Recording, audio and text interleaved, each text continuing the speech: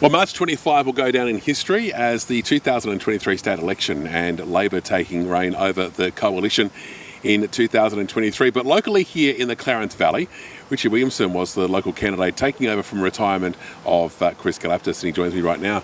Richie, congratulations, first of all. Well, thank you very much, Damo. Thank you. It's nice to be with you. It's obviously a big task ahead now. Did you sort of have a plan going into it, knowing what you were going to be up for? Yeah, absolutely. I knew what the job entailed, and I'm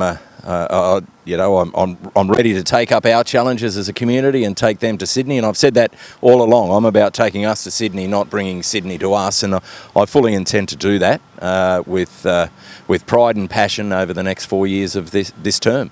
Some really big things that the community have wanted from the coalition that weren't forthcoming in the last 4 years. One, of course, was the Grafton-based hospital. I know that you're very passionate in making sure that there is health and good health in the Clarence. Now that Labor are in power, how's that going to happen and moving forward? Well, I congratulate Chris Minns, and he will be the next Premier of New South Wales, and a great honour for him. There's no doubt about that, and to him and his incoming government, I offer my congratulations, and I look forward to working with them for the betterment of not only us here in the Clarence, but as a national party for the betterment of regional and rural New South Wales. So, look, once the dust settles, I'll be seeking a meeting with the new Health Minister just to impress on him what we need here in the Clarence, and obviously the Grafton-based hospital and its redevelopment is on top of that list. And I guess I'm a little bit heartened by the Labor candidate in the election, Leon, who said, wait for the clinical services plan and then Labor will fund the hospital. So it's important now that that clinical service plan is signed off on, and then it's my job to go and work with the new incoming Labor Minns government to ensure that it's funded.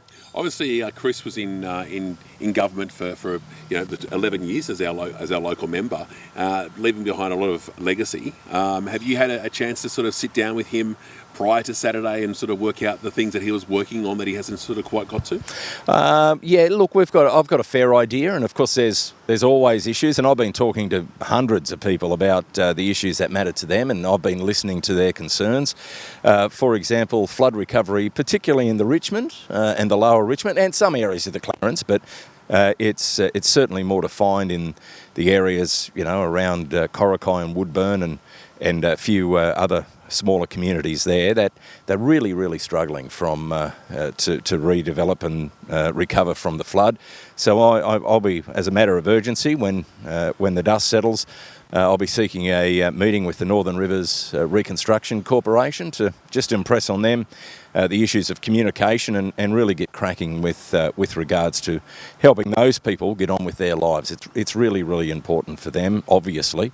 And Grafton-based hospital is another one. And we had a commitment for 2 pools, and I'll certainly be pushing the government as much as I can to impress on them how important they are for our local community as well.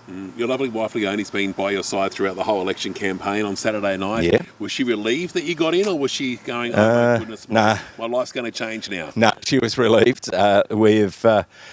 We've been working, I guess, up until Saturday night for months, really, since our pre-selection. And look, she's been terrific, I have to say. And look, we're both looking forward to what the future might bring for not for us personally, but for the people whom we will represent. We're ready to take up their fight. So where to from here? Obviously, the whole election hasn't been called as far as the Clarence numbers. Yeah. But obviously, you've got the majority of the votes. That's why you've been able to claim to be our new member. Yeah. But where to from here? Where do things go? Well, most immediately, the count continues all this week, and I expect to see some more of those pre-poll numbers come through. We had a scrutineer on Saturday night that's reported the Maclean pre-poll numbers, which I don't think are on the website, and they are extremely strong for us. Very strong, and I think that the trend is set now. I believe 16th of April is when the poll is declared, and that's when I officially become a Member of Parliament, and then that's when I take up our issues and our fight to government. The Nationals had a pretty good election campaign, and they won quite a few of their seats. I think bar one down in Monaro. Yeah. What do you think went wrong for the actual Liberals, though? Look, I don't know. I can't answer that question. But I can say that the Nationals campaigns, not only mine, but all of our campaigns, were very, very well structured. They were very, very well funded. And we as candidates, all of us collectively, were disciplined. We knew what our message was to the electorate. And we delivered that message, I believe, very, very clearly, and the electorate respected that.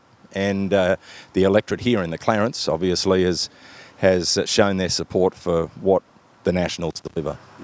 Obviously, Paul Toole, being the member for Bathurst, he got re-elected, being the leader of the Nationals. Did he reach out to you Saturday night? Oh, several times since then. Yeah. Look, Paul's a great leader, and look, I hope he stays. I hope he stays our leader, to be honest, because he certainly shares the same visions that I do.